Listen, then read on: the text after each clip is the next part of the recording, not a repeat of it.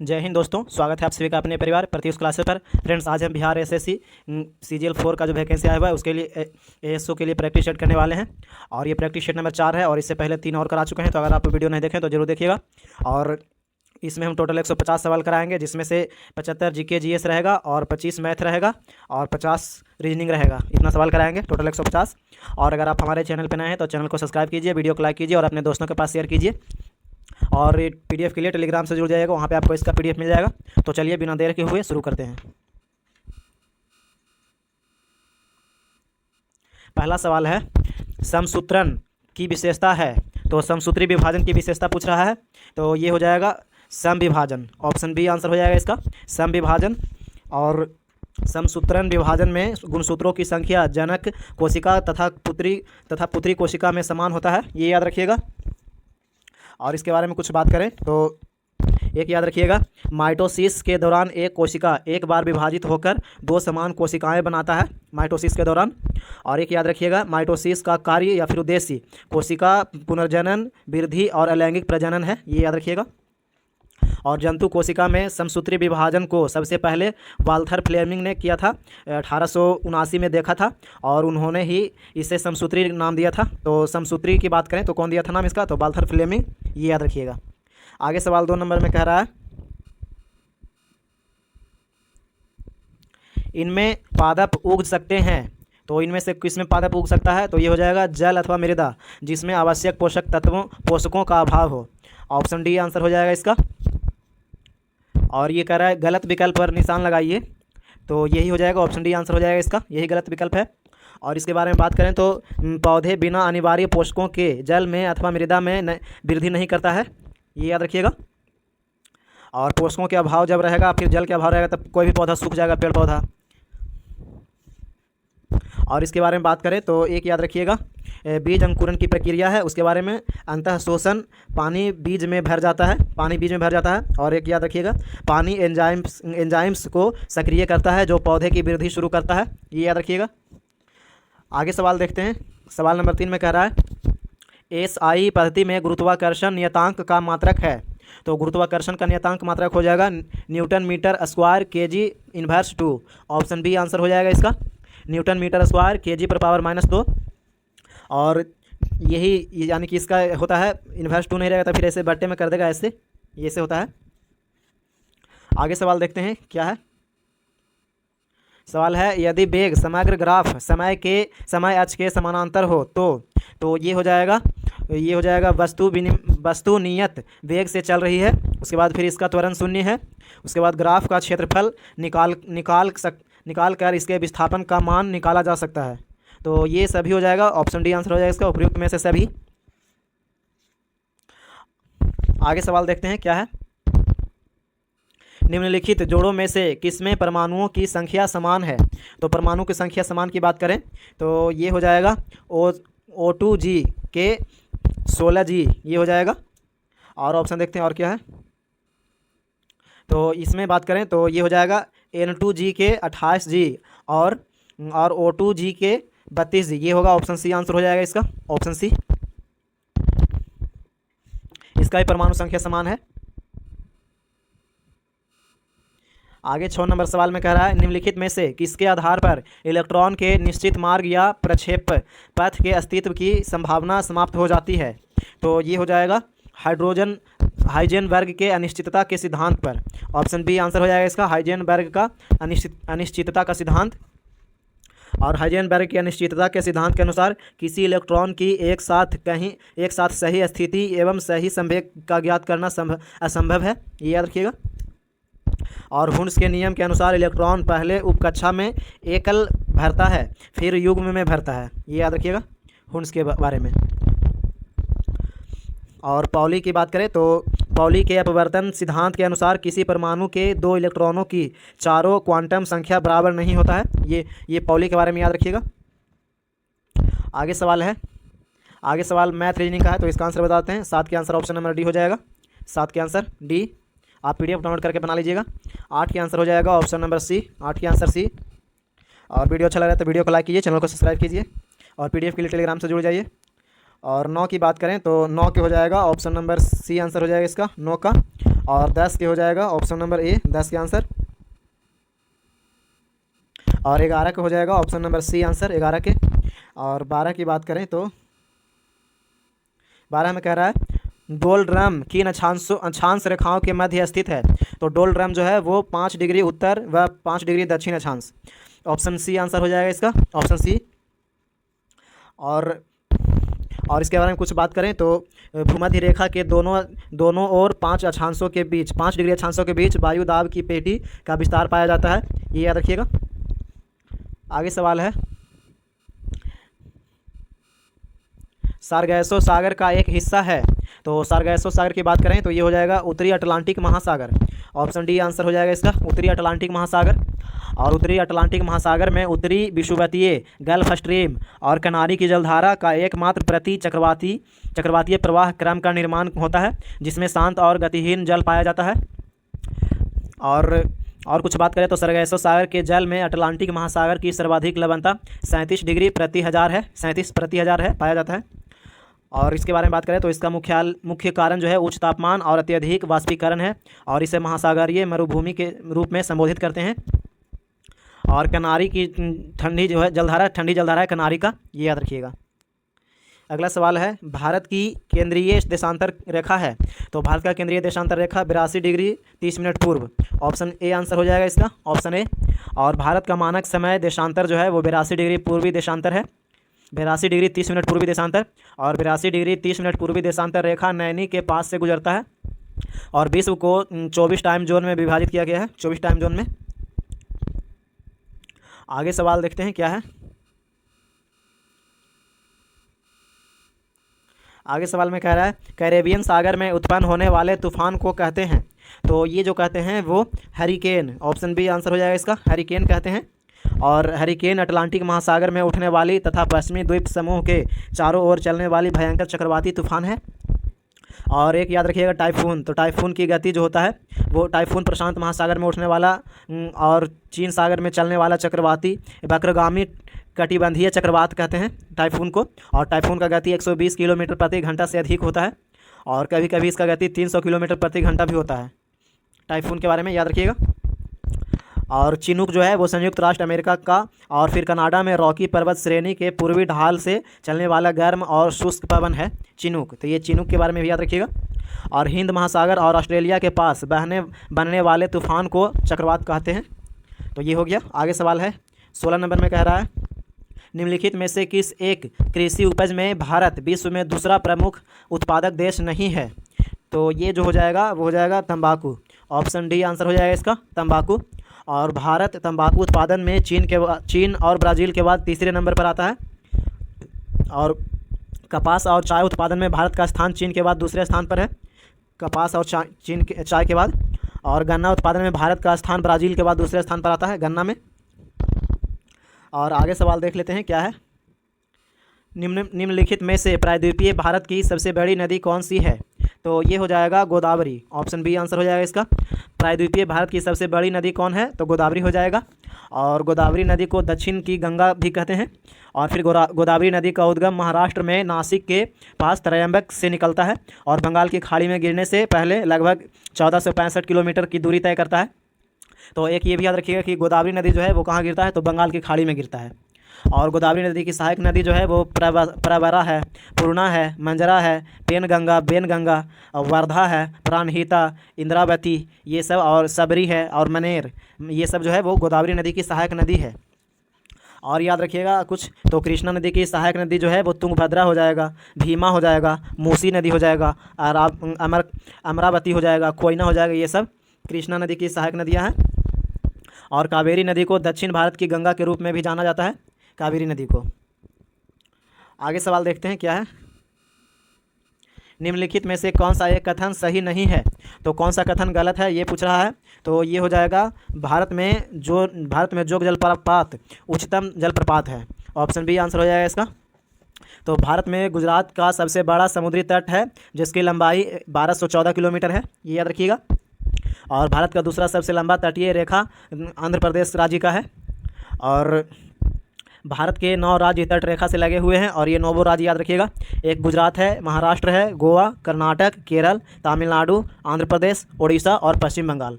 और जलप्रपात जोग या गरसोप्पा को महात्मा गांधी जलप्रपात भी कहते हैं और ये कर्नाटक राज्य में शरावती नदी पर स्थित है, जोग या गरसोप्पा जलप्रपात। और इसकी ऊंचाई जो है वो हो जाएगा 253 मीटर और अगर फीट में पूछेगा तो 829 फीट। और पुंचकल जलप्रपात सबसे ऊंचा जलप्रपात है जिसकी ऊंचाई 455 मीटर है, पुंचकल जलप्रपात, ये याद रखिएगा। आगे सवाल देखते हैं क्या है। हिमालय भारत के लिए महत्वपूर्ण है, इसके महत्व हैं, तो इसका महत्व जो है वो हो जाएगा जलवायु संबंधी प्रभाव, प्रतिरक्षा और उर्वरक मृदाओं का स्रोत और नाभिकीय खनिजों का संसाधन। तो ये नहीं होगा, 1, 2 और 3 सही है, ऑप्शन बी आंसर हो जाएगा इसका, 1, 2 और 3।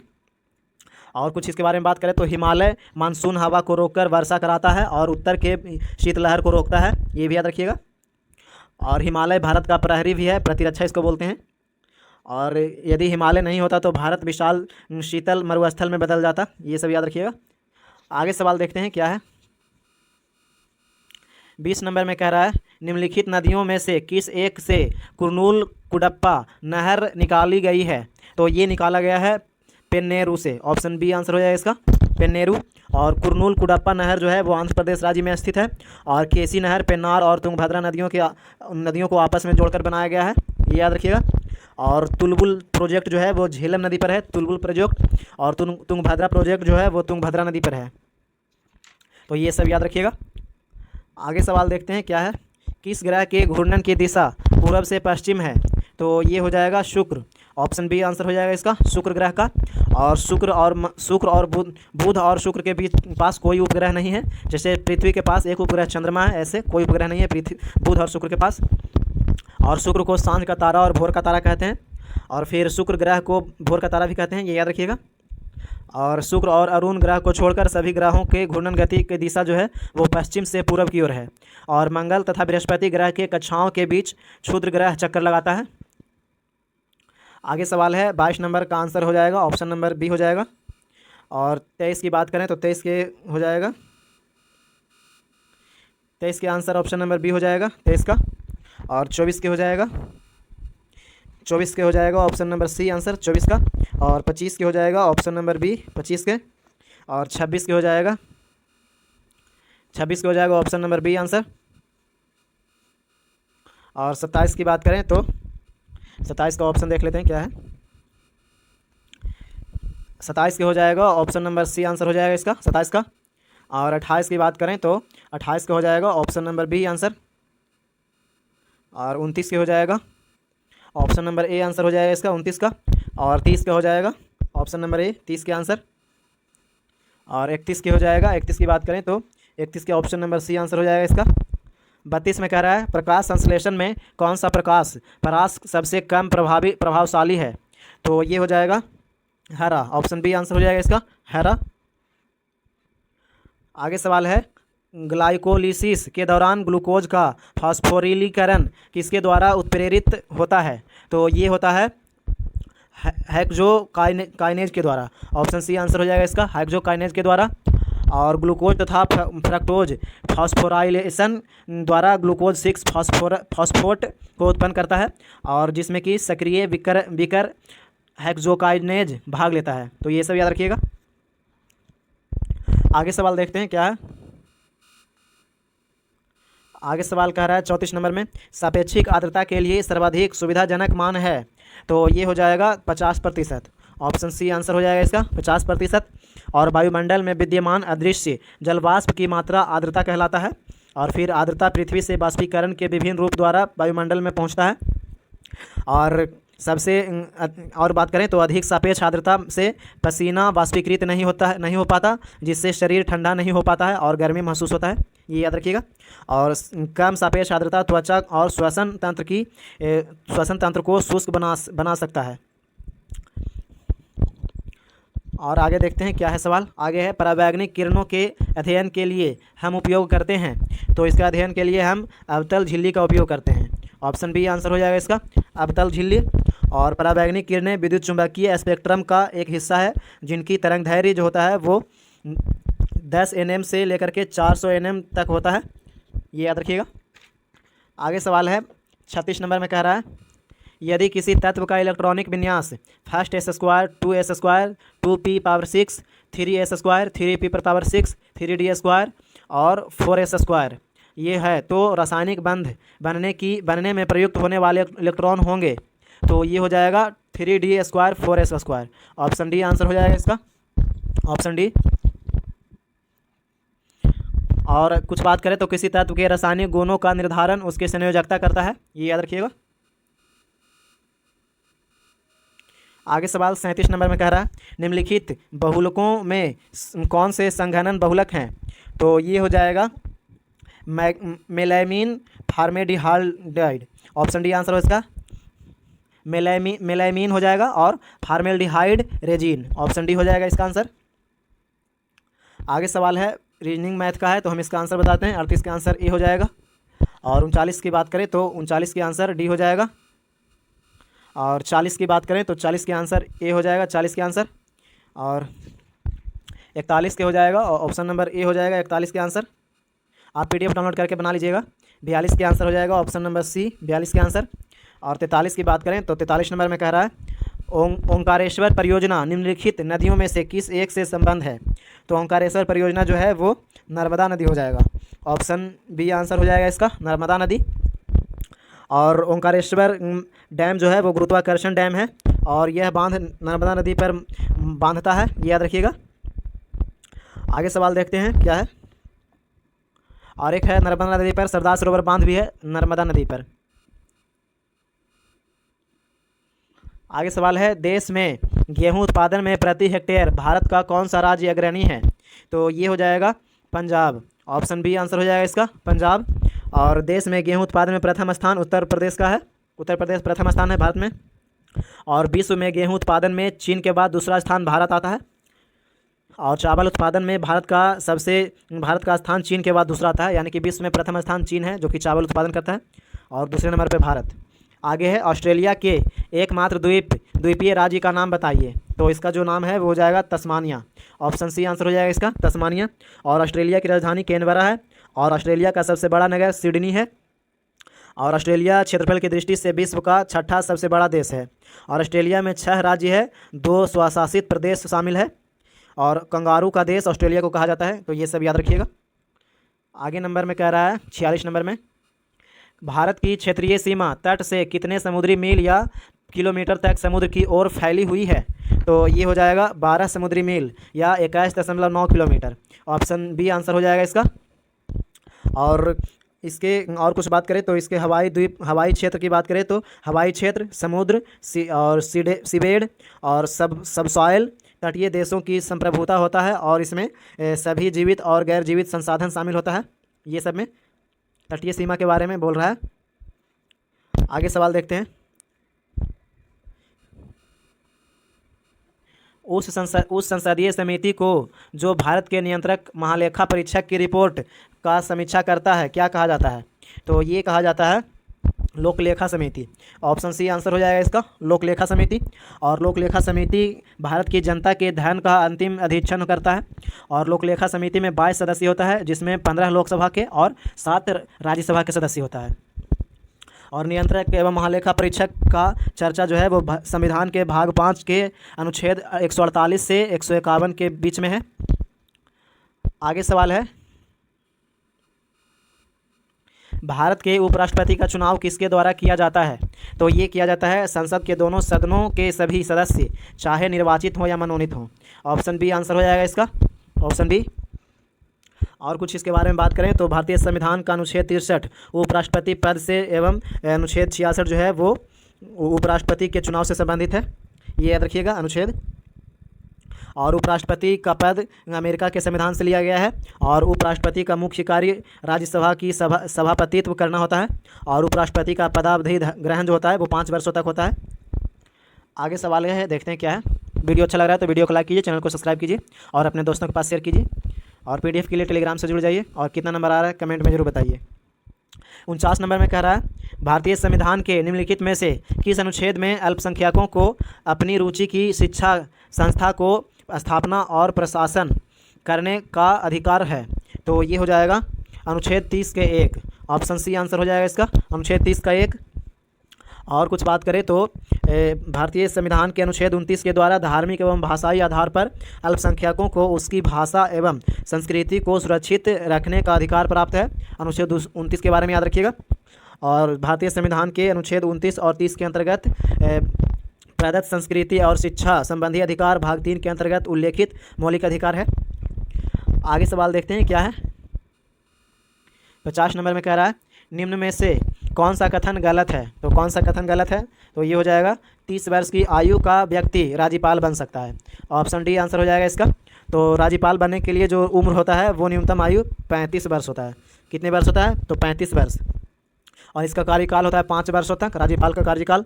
और राज्य की कार्यपालिका का प्रमुख राज्यपाल होता है। और इसके बारे में कुछ बात करें तो मूल संविधान में अनुच्छेद 153 में उल्लेखित था कि प्रत्येक राज्य के लिए एक राज्यपाल होगा, ये याद रखिएगा। आगे सवाल देखते हैं क्या है। भाषाई आधार पर कौन सा राज्य सर्वप्रथम बना। तो कौन सा राज्य सर्वप्रथम बना है, तो ये बना है Andhra Pradesh. Option C answer हो जाएगा इसका, आंध्र प्रदेश। और धैर्य आयोग और जेबीपी समिति ने भाषा के आधार पर अलग राज्य की मांग को खारिज कर दिया था। और आंध्र प्रदेश तेलुगु भाषी क्षेत्र के लिए अलग राज्य की मांग करते हुए 56 दिन के आमरण अनशन के बाद 15 दिसंबर 1952 को पोटी श्री रामुलु की मृत्यु हो गया था। उसके बाद फिर 1 अक्टूबर 1953 को भाषा के आधार पर आंध्र प्रदेश का गठन किया गया था। तो आंध्र प्रदेश का गठन जो हुआ था वो 1 अक्टूबर 1953 को हुआ था, 1 अक्टूबर 1953 को।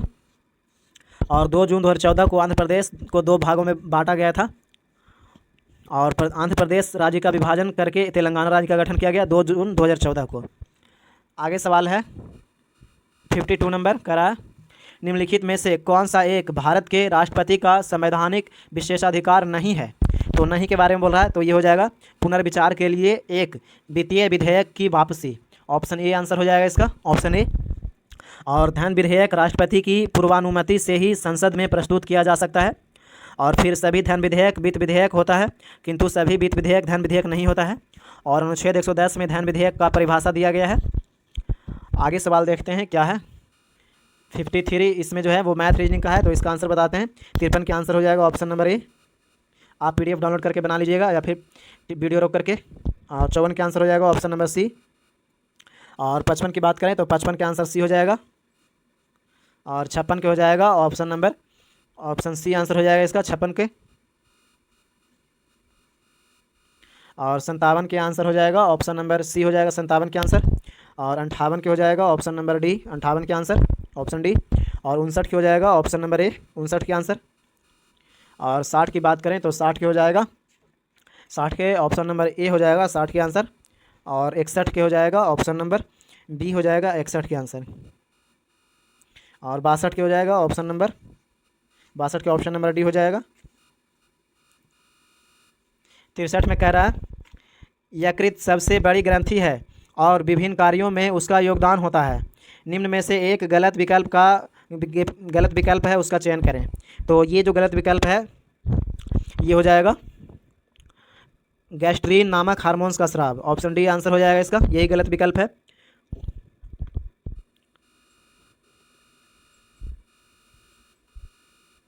आगे सवाल कह रहा है हद चक्र के दौरान ECG ध्रुवीय तथा पुनः ध्रुवीय प्रक्रियाओं का चित्रण करता है।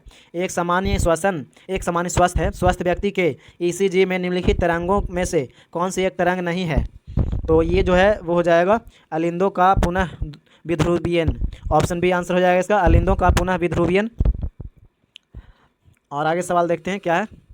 2 प्रकाश स्रोत एक वर्णीय कहे जाते हैं यदि उनमें नियत होता है।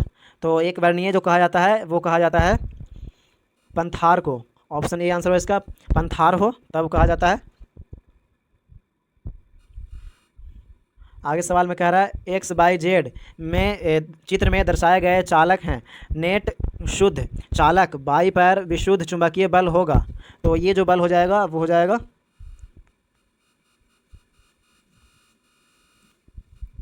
पेपर के तल से दाईं ओर होगा, ये होगा ऑप्शन सी आंसर हो जाएगा इसका, 66 का सी।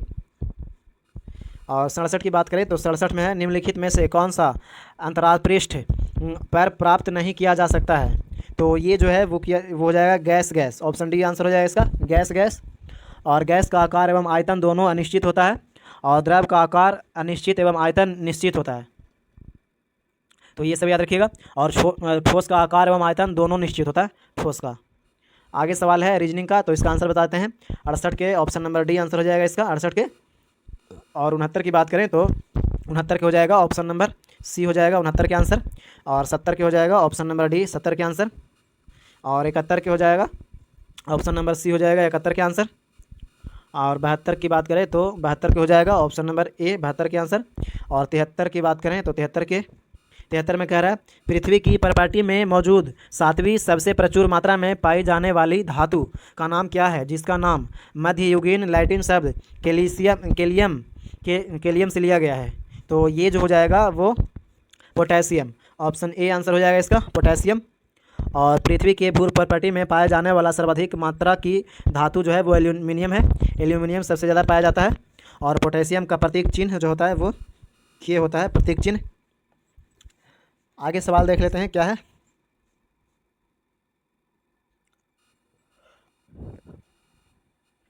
भारतीय संविधान में मौलिक कर्तव्यों को सम्मिलित किया गया था।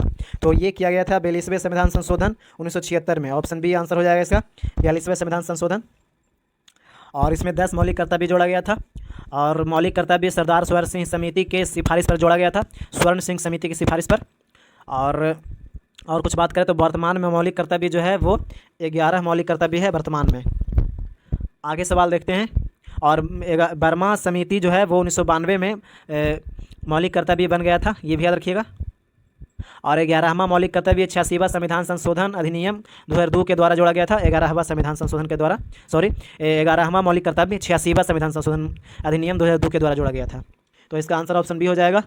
75 में कह रहा है रजनी पाम दत्त ने कहा वे साम्राज्यवाद से लड़ते भी थे और सहयोग भी करते थे। उन्हें किस राजनीतिक गठबंधन के बारे में कहा। तो उन्होंने कौन से गठबंधन के बारे में कहा है, तो ये कहें भारतीय राष्ट्रीय कांग्रेस, ऑप्शन सी आंसर हो जाएगा इसका। और भारतीय राष्ट्रीय कांग्रेस की स्थापना 28 दिसंबर 1885 को किया गया था ए.ओ. ह्यूम के द्वारा। और आगे सवाल देखते हैं क्या है। 76 में कह रहा है ईस्ट इंडिया कंपनी का निम्नलिखित में से आरंभिक नारा क्या था। तो इसका जो नारा था वो था भूभाग नहीं व्यापार, ऑप्शन सी आंसर हो जाएगा इसका, भूभाग नहीं व्यापार। और ईस्ट इंडिया कंपनी सहित सभी यूरोपियन कंपनी भारत में व्यापार करने आया था। और भारत आने वाली प्रथम यूरोपीय कंपनी पुर्तगाली था, ये याद रखिएगा।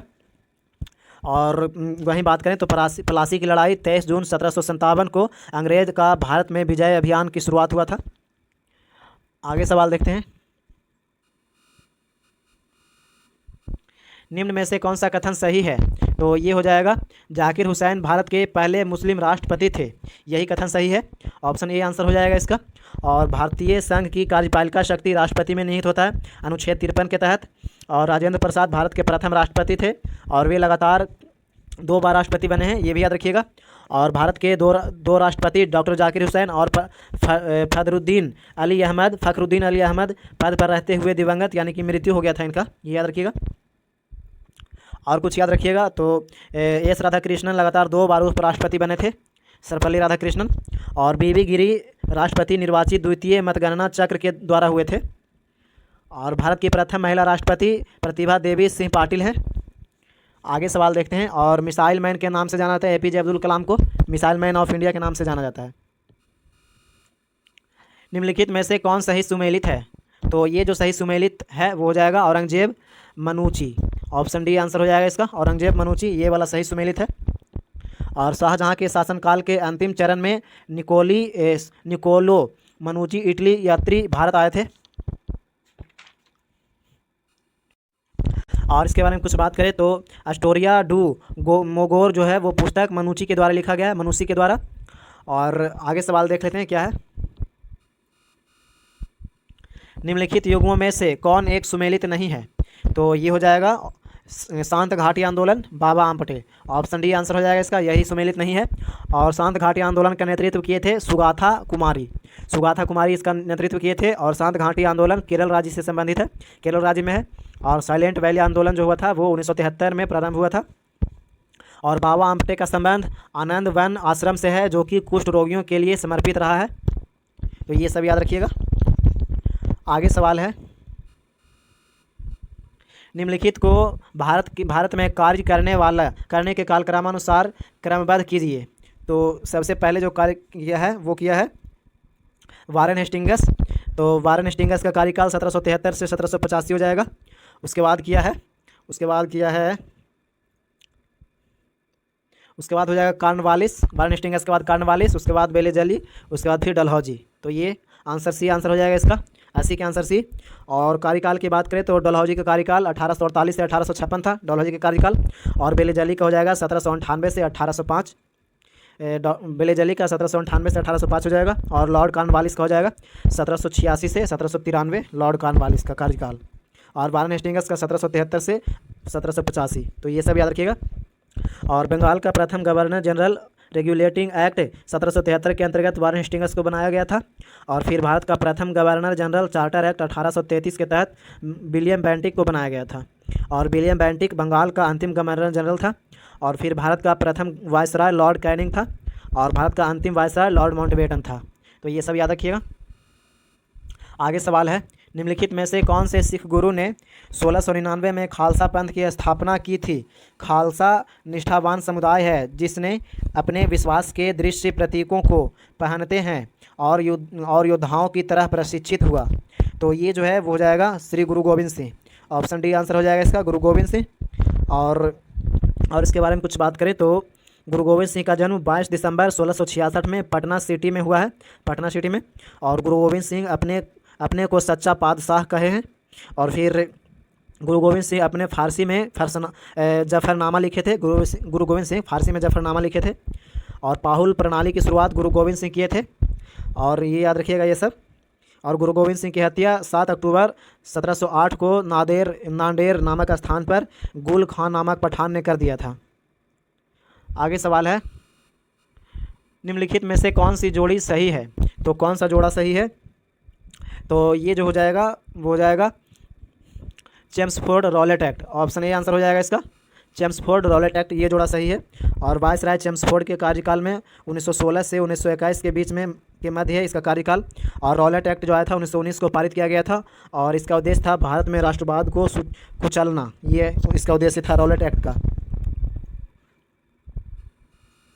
आगे सवाल है मैथ रीजनिंग का, इसका आंसर हो जाएगा ऑप्शन नंबर सी, 83 का आंसर सी। 84 के हो जाएगा ऑप्शन नंबर ए हो जाएगा 84 के आंसर। और 85 के हो जाएगा ऑप्शन नंबर डी हो जाएगा 85 के आंसर। और वीडियो अच्छा लग रहा है तो वीडियो को लाइक कीजिए, चैनल को सब्सक्राइब कीजिए और अपने दोस्तों के पास शेयर कीजिए। और पीडीएफ के लिए टेलीग्राम से जुड़ जाइए। और 86 के आंसर ऑप्शन नंबर डी हो जाएगा, 86 के आंसर।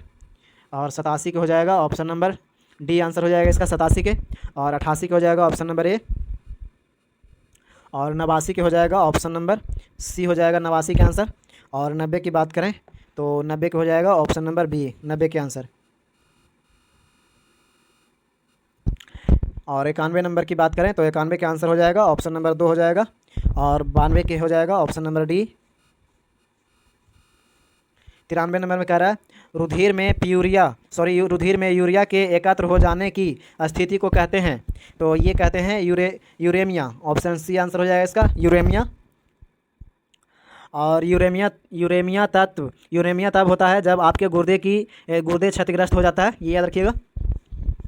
आगे सवाल है, सभी यूकैरियोटिक एक कोशिकीय जीवों का संबंध किससे होता है? तो ये संबंध होता है प्रोटिस्टा से। ऑप्शन बी आंसर हो जाएगा इसका, प्रोटिस्टा। और कुछ इसके बारे में बात करें तो एक याद रखिएगा, मोनेरा में प्रोकैरियोटिक जैसे कि बैक्टीरिया, एक कोशिकीय जीव, ये सब शामिल है। और फिर कवक में जो है वो यूकैरियोटिक होता है लेकिन अधिकतर बहुकोशिकीय होता है। और अपवाद में ईस्ट जो है वो एक कोशिकीय है, ये सब याद रखिएगा कवक के बारे में। और मोनेरा के बारे में तो बता ही दिए। आगे सवाल है 95 नंबर में कह रहा है जो तरंग विद्युत चुंबकीय वर्णक्रम नहीं है। तो ये जो है वो हो जाएगा अल्ट्रासोनिक। ऑप्शन सी आंसर हो जाएगा इसका, अल्ट्रासोनिक। और अल्ट्रासोनिक तरंगे वे आंतरिक तरंगे हैं जिनकी आवृत्ति जो है वो 20,000 हर्ट्ज से अधिक होता है, ये याद रखिएगा। ऊर्जा के वितरण को दर्शाने वाले मैक्सवेल बोल्ट्जमान द्वारा दिए गए ग्राफ में क्या है? तो ये जो हो जाएगा वो ये बोल रहा है गैस की गतिज ऊर्जा का तापमान संबंध ये पूछ रहा है। तो ये हो जाएगा ताप में वृद्धि के साथ वक्र के अंतर्गत क्षेत्रफल स्थिर रहना चाहिए। ऑप्शन ए आंसर हो जाएगा इसका, ऑप्शन ए। और फिर मैक्सवेल बोल्ट्जमैन के वितरण एक संभाव्यता वितरण है जो कि किसी दिए गए तापमान पर गैस के नमूने के कणों के वितरण का वर्णन करता है। ये याद रखिएगा। आगे सवाल है 97 नंबर। 97 के आंसर ए हो जाएगा, 97 के आंसर। और 98 की बात करें तो 98 के हो जाएगा, ऑप्शन नंबर ए हो जाएगा 98 के आंसर। और 99 के हो जाएगा ऑप्शन नंबर बी। और 100 के हो जाएगा ऑप्शन नंबर सी हो जाएगा 100 के आंसर। और 101 के हो जाएगा ऑप्शन नंबर ए। 102 में कह रहा है 1919 अधिनियम में द्विशासन धारणा को जिस व्यक्ति ने परिचित कराया वे थे, तो वे कौन थे? तो ये थे मॉन्टेग्यू। ऑप्शन ए आंसर हो जाएगा इसका, मॉन्टेग्यू।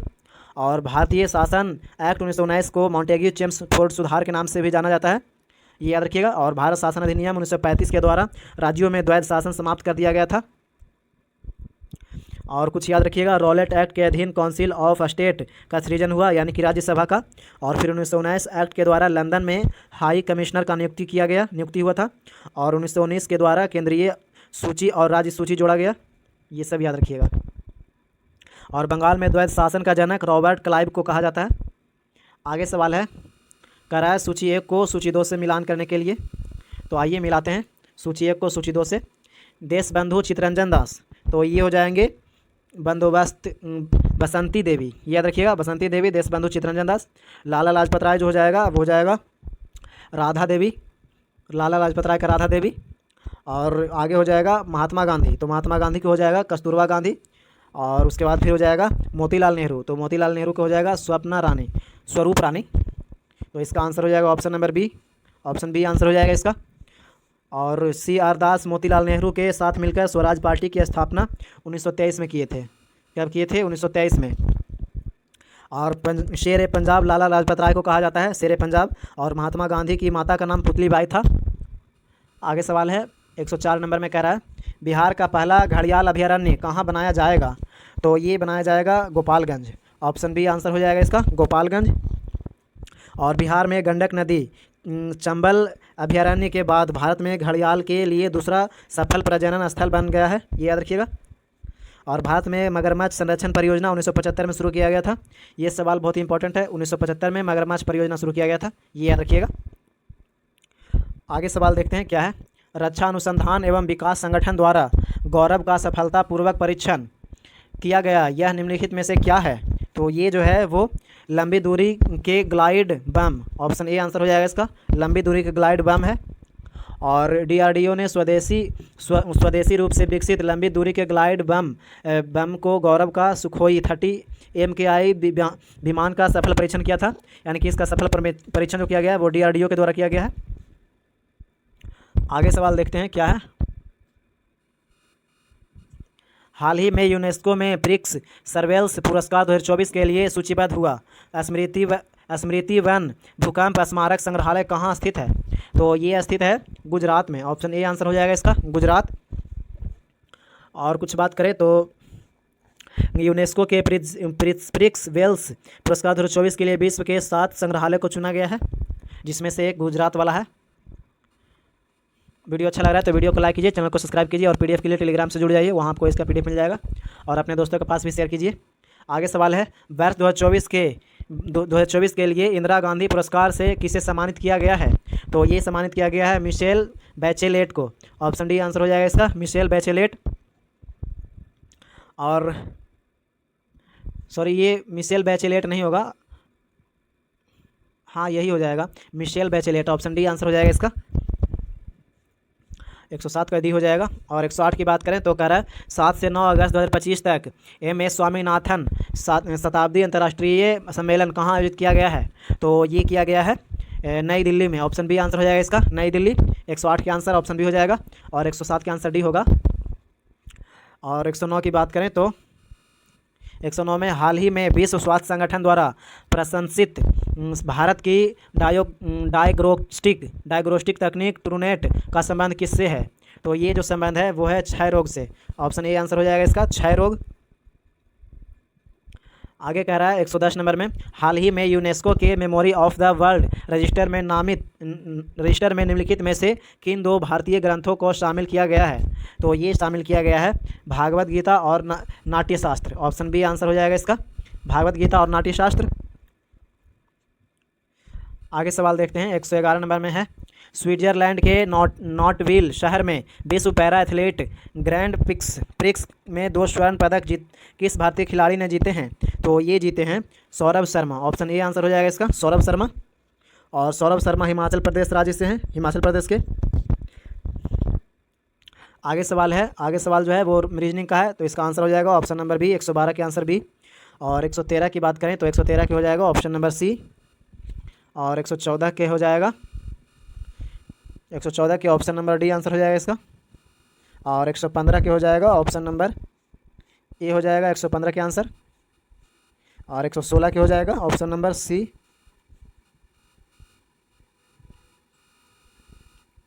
और 117 के हो जाएगा ऑप्शन नंबर बी हो जाएगा 117 के। और 118 की बात करें तो 118 के हो जाएगा ऑप्शन नंबर डी। और 119 के हो जाएगा ऑप्शन नंबर डी आंसर हो जाएगा 119 का। और 120 के हो जाएगा ऑप्शन नंबर ए 120 का। और 121 के हो जाएगा ऑप्शन नंबर डी 121 के आंसर। 122 में कह रहा निम्न में से कौन जानु प्रतिक्षेप प्रतिवर्त से संबंधित नहीं है? तो ये जो है वो नहीं संबंधित है, ये हो जाएगा मस्तिष्क। ऑप्शन सी आंसर हो जाएगा इसका, मस्तिष्क। और रीढ़ की हड्डी प्रतिवर्ती क्रिया में शामिल होता है, ये याद रखिएगा। थाइमोसिन उत्तरदायी है, तो थाइमोसिन जो है वो हो जाएगा टी लसिकानु के अधिक उत्पादन के लिए। ऑप्शन सी आंसर हो जाएगा इसका। 124 में सूची 1 को सूची 2 से मिलान करने कह रहा है सूची 1 को वैज्ञानिक के नाम तथा सूची 2 भौतिकी नियम को सुमेलित कीजिए तथा वो सही उत्तर का चयन कीजिए, ये बोल रहा है। तो एक तरफ वैज्ञानिक है, एक तरफ ये है, तो आइए मिलाते हैं। हाइजेनबर्ग का हो जाएगा अनिश्चितता का सिद्धांत, हाइजेनबर्ग। आइंस्टीन के बारे में बात करें तो आइंस्टीन हो जाएगा प्रकाश का विद्युत प्रभाव। और न्यूटन हो जाएगा न्यूटन गति का नियम। और केपलर हो जाएगा ग्रह के गति का नियम। तो इसका आंसर हो जाएगा ऑप्शन नंबर डी आंसर हो जाएगा इसका, ऑप्शन डी। 125 में कह रहा है एक बीकर में पदार्थ ए का विलयन रखा है, इनमें से ए की थोड़ी मात्रा मिलाने से पदार्थ अवक्षेपित हो जाता है, यह विलयन क्या है? तो ये हो जाएगा अति संतृप्त। ऑप्शन बी आंसर हो जाएगा इसका, अति संतृप्त। वीडियो अच्छा लग रहा है तो वीडियो को लाइक कीजिए, चैनल को सब्सक्राइब कीजिए और अपने दोस्तों के पास शेयर कीजिए। और पीडीएफ के लिए टेलीग्राम से जुड़ जाइए, वहाँ पे आपको इसका पीडीएफ मिल जाएगा। 126 के आंसर हो जाएगा ऑप्शन नंबर डी। और 127 के हो जाएगा ऑप्शन नंबर डी आंसर हो जाएगा इसका, 127 के। और 128 की बात करें तो 128 के हो जाएगा ऑप्शन नंबर बी। और 129 के हो जाएगा 129 के ऑप्शन नंबर ए आंसर हो जाएगा इसका, 129 के। और 130 के हो जाएगा ऑप्शन नंबर डी 130 के आंसर। और 131 में कह रहा है हाल ही में किसको नीति आयोग के निदेशक के रूप में नियुक्त किया गया है? तो ये नियुक्त किया गया है आशीष कुमार दास को। ऑप्शन ए आंसर हो जाएगा इसका, आशीष कुमार दास। और आगे सवाल देखते हैं। भारतीय राष्ट्रीय राजमार्ग प्राधिकरण ने आर्टिफिशियल इंटेलिजेंस का उपयोग करके सड़क सुरक्षा बढ़ाने के लिए किसके साथ समझौता ज्ञापन पर हस्ताक्षर किए हैं? तो ये हस्ताक्षर किया है IIT Delhi. Option B answer हो जाएगा इसका, आईआईटी दिल्ली। 133 में सूची 1 को सूची 2 से मिलान करने के लिए बोल रहा है, तो आइए मिलाते हैं क्या है। तो राष्ट्रपति का आदेश जो है वो हो जाएगा राष्ट्रपति का आदेश 1955। और संसद की राजभाषा का सुझाव हो जाएगा 1959। और राजभाषा अधिनियम जो हो जाएगा वो हो जाएगा 1963। और राजभाषा संकल्प हो जाएगा 1968। तो ये हो जाएगा, तो इसका आंसर हो जाएगा ऑप्शन नंबर डी आंसर हो जाएगा इसका, ऑप्शन डी। और कुछ इसके बारे में बात करें तो राष्ट्रपति राजेंद्र प्रसाद के द्वारा सन 1955 में बाल गंगाधर खेर की अध्यक्षता में राजभाषा आयोग का गठन किए थे। और इस समिति ने अपना प्रतिवेदन 1959 में दिया था। और फिर राजभाषा अधिनियम 1963 में पारित किया गया था।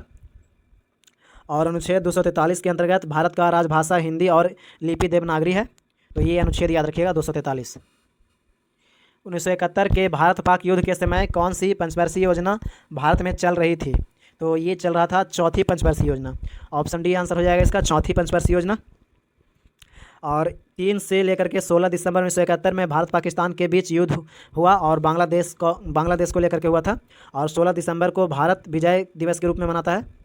और चौथी पंचवर्षीय योजना का जो कार्यकाल है 1969 से 1974 है और गाडगिल फार्मूले पर आधारित है, ये याद रखिएगा। आगे सवाल देखते हैं। किस उद्योग में ट्रांजिस्टर सेट से लेकर टेलीविज़न तक उत्पादों की एक विस्तृत श्रृंखला शामिल है? तो ये जो है वो हो जाएगा इलेक्ट्रॉनिक्स। ऑप्शन डी आंसर हो जाएगा इसका, इलेक्ट्रॉनिक्स।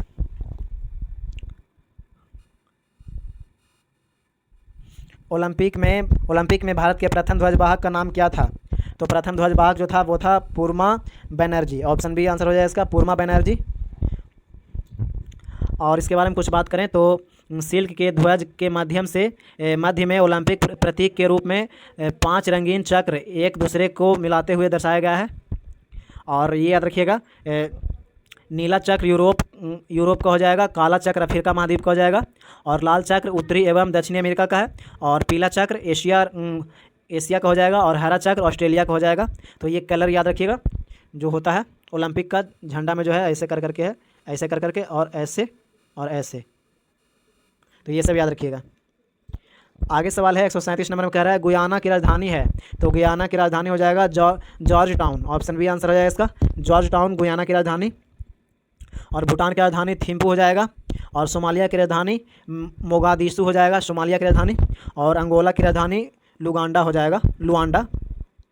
आगे सवाल है 138 नंबर में कह रहा है किस देश द्वारा विजडम क्रिकेटर्स अल्मनाक प्रकाशित किया जाता है जिसे अक्सर क्रिकेट के बाइबिल के रूप में जाना जाता है? तो ये किया जाता है United Kingdom. Option C answer हो जाएगा इसका, यूनाइटेड किंगडम। और जॉन विजडम द्वारा अंग्रेजी क्रिकेटर हैं। जॉन विजडम द्वारा 1864 में 64 से इसका प्रकाशन शुरू किया गया है जो प्रति वर्ष लगातार जारी किया जा रहा है। आगे सवाल है 139 नंबर में, कौन सा ABPMJAY सेहत योजना के तहत 100% परिवारों को सम्मिलित करने वाला भारत का पहला राज्य बन गया है? तो ये बन गया है Samba, Jammu Kashmir. Option A answer हो जाएगा इसका, जम्मू कश्मीर, सांबा। आर्थिक सहयोग संगठन का मुख्यालय निम्नलिखित में से किस शहर में है? तो इसका मुख्यालय है तेहरान में। ऑप्शन सी आंसर हो जाएगा इसका, तेहरान। और EOC की स्थापना जो है वो 1985 में किया गया था। आर्थिक सहयोग संगठन की स्थापना 1985 में किया गया है। और विश्व बैंक और IMF का मुख्यालय वाशिंगटन DC में है, वाशिंगटन DC में वर्ल्ड बैंक का मुख्यालय। और एशियाई विकास बैंक का मुख्यालय मनीला फिलीपींस में है, ये याद रखिएगा। आगे सवाल है निम्नलिखित में से, अब आगे जो है वो हो जाएगा 141 नंबर में रीजनिंग है, इसका आंसर बताते हैं। इसका आंसर ऑप्शन ए हो जाएगा। और 142 की बात करें तो 142 के आंसर हो जाएगा ऑप्शन नंबर डी, 142 के आंसर। और 143 की बात करें तो 143 के हो जाएगा ऑप्शन नंबर बी। और 144 की बात करें तो 144 के हो जाएगा ऑप्शन नंबर ए, 144 के आंसर। और 145 के हो जाएगा ऑप्शन नंबर सी आंसर। और 146 के हो जाएगा ऑप्शन नंबर सी हो जाएगा 146 के। और 147 के हो जाएगा ऑप्शन नंबर ए, 147 के। और 148 के हो जाएगा ऑप्शन नंबर सी हो जाएगा 148 के आंसर। और 149 के हो जाएगा ऑप्शन नंबर डी हो जाएगा। और ये रहा आज का आखिरी सवाल, तो 150 के हो जाएगा ऑप्शन नंबर डी। अंतरिक्ष जो है अंतरिक्ष यात्री से है तो प्रयोगशाला वैज्ञानिक, ऑप्शन डी आंसर हो जाएगा इसका। तो ये था बिहार SSC CGL 4 ASO के लिए प्रैक्टिस सेट। और ये जो सेट है वो बिहार BPSC ASO के लिए और बिहार SSC BSO ये सब और स्टेनोग्राफर और 12th level Bihar SSC inter level का जो वैकेंसी है उसके लिए बहुत ही इंपॉर्टेंट है। तो अगर आप हमारे चैनल पर नए हैं तो चैनल को सब्सक्राइब कीजिए, वीडियो को लाइक कीजिए और अपने दोस्तों के पास शेयर कीजिए। और PDF के लिए टेलीग्राम से जुड़ जाइए, वहाँ पर आपको इसका PDF मिल जाएगा। मिलते हैं अगले वीडियो में। जय हिंद, जय भारत।